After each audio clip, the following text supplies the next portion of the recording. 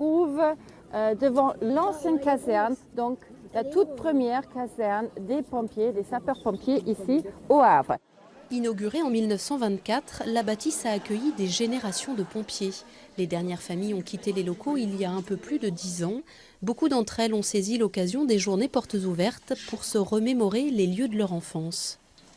Ma chambre, c'était là, en fait, au fond à droite du couloir. Voilà. Et on jouait au foot dans les couloirs. Voilà. Julie et son frère ont grandi eux aussi dans la caserne.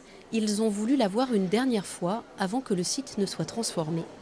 Ce bâtiment-là, c'est la vocation qu'il avait en fait. Donc, je pense que l'âme du bâtiment, elle va partir quand ça va être rénové en fait. Même si les façades sont gardées, les casques, ça ne changera rien en fait.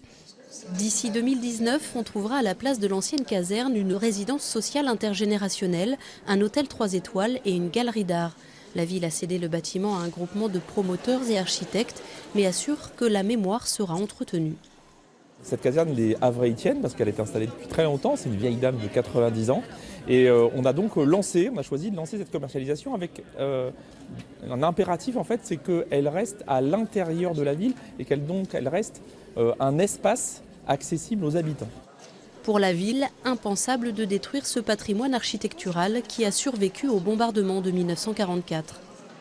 On a choisi de restituer le bâtiment à son identique. Le choix du projet, c'est aussi qu'il veillait à ce qu'il n'y ait aucune destruction et qu'il y ait plutôt un embellissement de l'ensemble. Les travaux devraient débuter en 2017. Le coût de la réhabilitation est estimé à 9 millions d'euros de fonds privés.